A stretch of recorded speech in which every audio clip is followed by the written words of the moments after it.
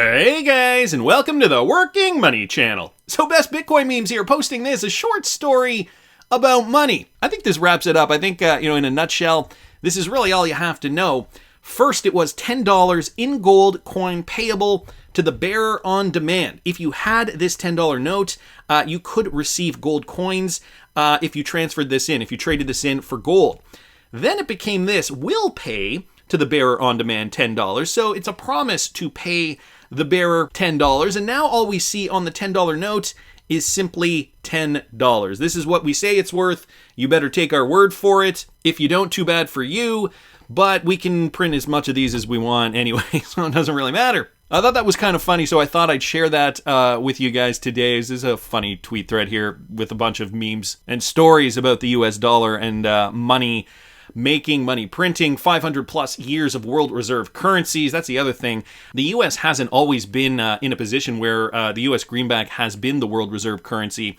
It changes every 100 years or so. And so here's just a chart just showing you. It used to be Portugal from 1450 to 1530. And then we had Spain was the holder 1530 to 1640. Then the Netherlands from 1640 to 1720. Then France 1720 to 1850. Great Britain 1815 to 1920. And then finally the US dollar from 1920 till when? Well, we still just don't know. Wanted to keep moving, guys. Wrath of Kahneman posting this with regards to Ripple partner QNB Bank. So they're running a World Cup Qatar promotion. And I don't know if you guys saw this. This was posted in one of their most recent press releases here.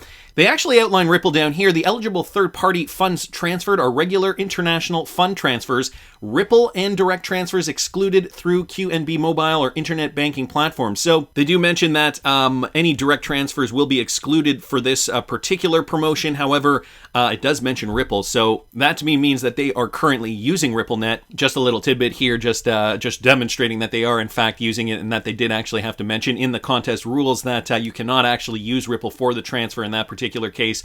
Anyway, I thought that was kind of interesting. Wanted to thank the Wrath of Kahneman for pointing that out. On the world stage, guys, we have Russia, and their biggest bank has just executed their first digital asset transaction on their public blockchain. This coming from XRP Crypto Wolf. Russia's biggest bank executes the first transfer ever. So let me just read you guys some of this. Spur Bank, the largest bank in Russia and majority owned by the government, has conducted the first digital financial asset transaction on its own blockchain-based platform. Announcing this today, Spur Bank said it had launched the smart contract-based blockchain platform and carried out the first transaction with its subsidiary Spur Factoring, executing a 1 billion ruble, about $15 million issue with a 3-month maturity. The launch of the platform and our obtaining the status of an operator is the result of the teamwork of many divisions of our bank in close cooperation with the Bank of Russia. This is coming from the deputy chairman of the board of Spur Bank. That's what he said in an announcement. And Anatoly Popov. Popov went on to say that the research conducted by Spur Bank's blockchain laboratory, which was initially launched in 2018, is now being translated into industrial business solutions. He goes on to say, we believe that our platform has good prospects since the digital format significantly speeds up and simplifies the process of issuing financial instruments and lowers the threshold for entering the market. So guys, this on the heels of obviously that new project that Russia is building with other BRICS countries, basically a replacement for SWIFT to avoid the sanctions that SWIFT is imposing on Russia. Now they've just conducted their first blockchain transaction ever, so it sounds like this is speeding up fast and furiously. Of course, they likely already knew that they had the technology there. They just need to, I think they're in that position where they just need to scale it now. The other thing I wanted to point out was Spur Bank, not a confirmed Ripple partner. However, this article came out a couple of years ago, October 2019, so 3 years ago almost now. Russia's Spur Bank takes on crypto with cross-border money transfer. And in this article, they mentioned something very interesting. Earlier this month, Ripple released an advertisement that highlights crypto transactions, basically promoting RippleNet. And that appears to showcase a platform very similar to what Spur Bank looks to be proposing. So, I mean, it's speculation, but Ripple did at that time release an ad. Of course, we know what Ripple has been doing, what Ripple is doing, and there were murmurings that Russia was perhaps Well, in fact, that they were definitely testing RippleNet back in 2018. We don't know if from that point on they decided to move to run on RippleNet. So now we're hearing about the Swift replacement, and we have very few details on that. So could it be running on Ripple? Absolutely. We know Russia has a history of testing RippleNet. So these are all questions that we're still looking for answers to. But anyway, Spur Bank, in collaboration with the Russian government, has now conducted that first blockchain transaction. So I thought that was interesting. Wanted to thank XRP Crypto Wolf for pointing that out. And a bit of an update with regards to the Ripple SEC case is brought to us by James K. Filan, defendants and SEC in brawl over expert reports. So we know there was some contention over the expert reports. SEC is taking the extreme position that the names of its experts and any substantive criticism of their reports should be kept from public view. Expedited briefing requested. So they're getting very, very touchy on their expert reports, and anybody criticizing their expert reports. XRP Crypto Wolf saying, what exactly is the SEC hiding? They literally want to hide everything. That's what it seems like, doesn't it? What a crap show, a cluster F. This case truly reveals how pathetic our justice system really is. The SEC has been lying, manipulating, and delaying while the judges let them and XRP investors continue to hurt.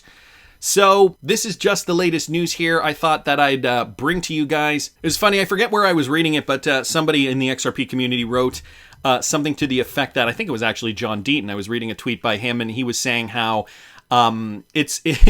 maybe it wasn't. Anyway, it doesn't matter. Basically, someone was saying that the SEC has been making so many missteps along the way. It's not actually that they have been making these missteps. It's just that when you have 60, for all intents and purposes, if you have 67,000 sets of eyes on every single document that you file, mistakes are definitely going to be revealed. I mean, think of having 60,000 people reviewing a paper that you write.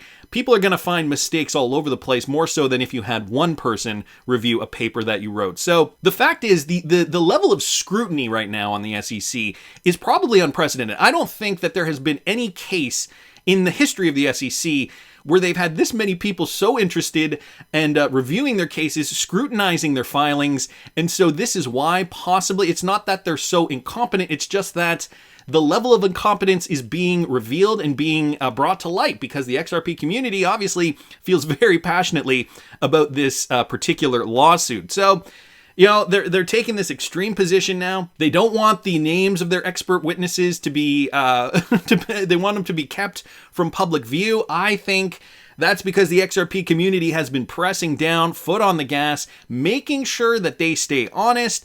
And that's what we've got to do, guys. And we're doing it amazingly, and I'm sure Ripple's lawyers are also having a chuckle about us, dabbling in the lawsuit, making it very, very difficult for the SEC to make a case. So much so that perhaps the SEC is trying to bend the rules along the way. Now, I saw this originally from Market Mickles here on Twitter, highlighting something very interesting from this Link 2 interview with Jimmy Valley of Valhalla Capital. Now, if you guys remember, Jimmy Valley originally predicted a $10,000 to $35,000 XRP one day.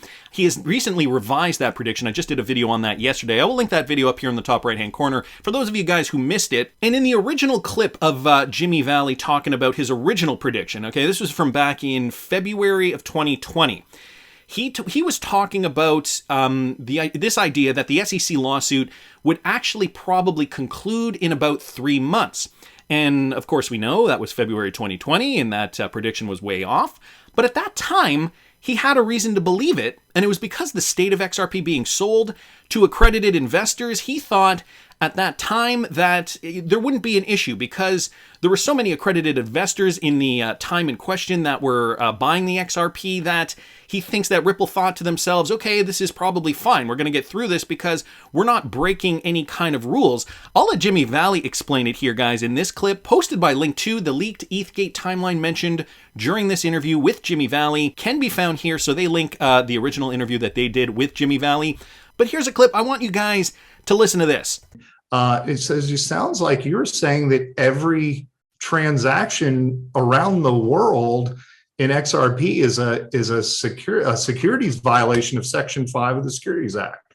And they kind of didn't really answer that question directly. The SEC didn't. They kind of danced around that. But it's when right around the time Deaton's doing that, Hogan and people like us were looking at the KIK Interactive case going, well, this is all going to wrap up soon, because if it's really just intended for the big kids, right, they're all accredited. If it was just distributed to the big kids by Ripple and Larson and Garlinghouse, there's really been, those were all private placements. They were exempt from the registration requirements anyway. So probably what should happen, if they're right, if the SEC is right and it is a security, is the same thing that happened in KIK Interactive. They should say, it's a security, you pay a fine, and file a Form D, okay? So essentially what he's saying here, I'm just going to stop it here, I'm going to continue it in a sec, is that it should have been the same as the KIK Interactive case. And this was the model, I guess, that he was assuming they would follow, and that would essentially be the same way the Ripple case wrapped up as well. As he's saying here, fill out this Form D or whatever it's called, and, you should be okay. But that's not what happened. The SEC pressed harder and fought and fought and fought and is still fighting today. So what is the reason for this? Well, listen to this. What happened, though, was super weird. There was actually talk that exact resolution of the case was going to happen in January and February, within the 30 to 60 days after the case was filed. Okay. Yep. And the acting chairman, remember, Chairman Clayton is gone now. We don't have Gensler in yet. That took months and months and months for Gensler to get there and then get confirmed by the Senate and all that, because we were going through a transition in administration and everything. But acting chairman, I think her name is Lee. We'll have to confirm that, but she was one of the four that were left, one of the four commissioners that were left, went and changed the rule on contingent settlements in the SEC and basically didn't make the resolution of the KIK Interactive case possible anymore. In other words, they took away the ability to say, okay, you can go now and file a Form D and basically cure the prior, because basically what they were telling KIK is you didn't perfect the private placement because you didn't file a Form D. So here's what happened. Allison Herren Lee at the SEC, what she ended up doing. So let's put things into perspective here. There was the KIK Interactive case that settled. They had to fill out a Form D and they were allowed to go about their merry way. This is why we saw the KIK token, right? Or the KIN token. So the KIN token is KIK's interactive token, and that suit settled in October. And that is why they filed their Form D, and that is why we saw a huge pump for that particular token. But what happened was this SEC commissioner here, Allison Herren Lee, she decided, no, we're not going to allow that type of outcome happen anymore. And so what she did was she changed the rules so that Ripple could not benefit from the same outcome that KIN or KIK benefited from several months earlier. So to put things into context, Jimmy Valley here, quite a smart guy actually, realizing at that time back in February that he thought, okay, this lawsuit should wrap up based on the precedent that was already set by the KIK Interactive lawsuit, not knowing that Allison Herren Lee had actually changed the parameters so that no crypto company from that point forward could use the precedent from the KIK Interactive case to do the same thing and to just file that form and to go on their merry way selling their cryptocurrency, which then just adds to, I think, our point in the XRP community that what is the SEC trying to pull over us? Of course, this falls in line with the whole ETHgate theory. Are they trying to purposely keep XRP down so that their chosen crypto, Ethereum, thrives in a US marketplace? It's looking like all signs are pointing to yes, but that's just my opinion. I want to hear what you guys think. Please subscribe to the channel if you haven't already. Like the video if you like the content I'm providing. I always love hearing your comments. See you in the next one, guys.